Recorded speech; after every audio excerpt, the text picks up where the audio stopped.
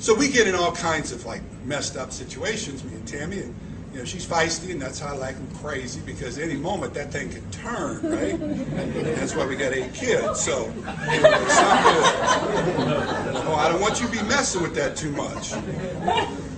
And we had to develop look, let's just develop something where we can work through stuff. I said, tell me what would mean that the fight is over, like for everything, just like total clean slate, forgiveness, everything. She says, you will have to go and bring me a hot cup of tea in the morning in my favorite teacup that I used to drink with your mother. And I said, that'll do it? She goes, yeah. I was like, are you serious? She was like, yeah. And I go, no, really, right? Really, right? And she goes, yeah. And I was like, it's definitely not going to work. And I gave it to her and it worked. I was like, that's amazing. And I was like, that's cool. So that really works for her. I was like, that's awesome. She goes, well, what can I do for you?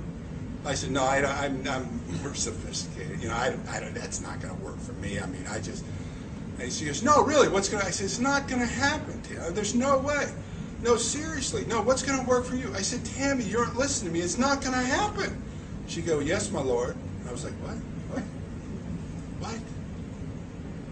What do you say? Okay, that worked. And it's her way of saying, let's just get on. We got to get over there. That's a great tool to use. I'm not saying I'm right. I'm saying you've got to create momentum and get over there. And so sometimes that is a best solution. Instead of getting everything figured out and all the I's dotted and T's crossed, it's not going to happen. Not in chaos, not in disruption, not in change, not in adversity. But when you start recreating this wonderful environment among your team, new things happen. And that energy, that excitement and passion creates and invents the solutions that aren't there. That's how you solve this. That's the ticket. Okay, so here's the conversation real quick. The stuff you need to make this happen is conversation strategy. It is training. Okay, it's not like, oh, I need a new way of thinking. No, you need training, and I'm going to train you on a conversation. And when you practice scripts, okay, you will be able to go into situations, but you need to practice. First things, write this number down. 813-298. Oops, mercy, Jesus. 2890. Okay, that's my cell phone number. Don't tell me you can't reach me. So if you're in the middle of something, how many would think it would be cool when you're stuck, for whatever reason, I'm not saying you're blind, I mean, who cares? But you're stuck, would it be cool to be able to text someone and say, I'm stuck right now, give me a call? That'd be cool, raise your hand. Okay.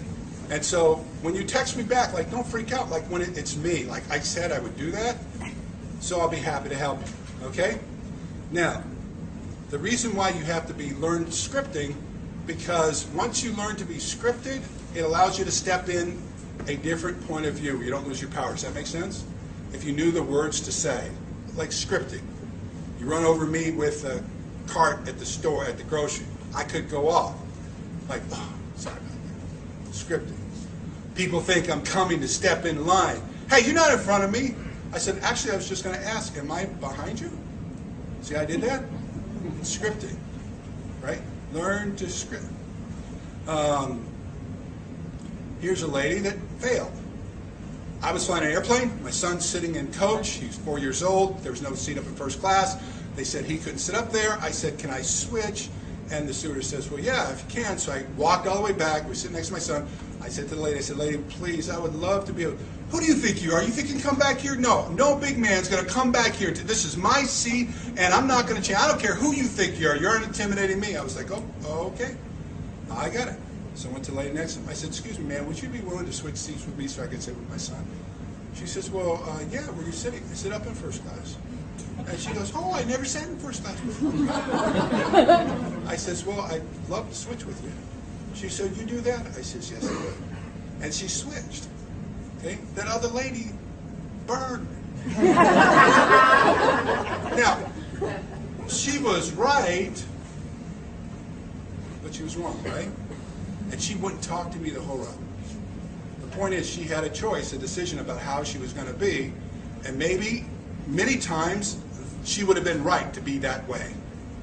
But look what it cost her. And because of that, I can tell her it's cost her in other areas of her life as well. You just don't need to be stuck there, right?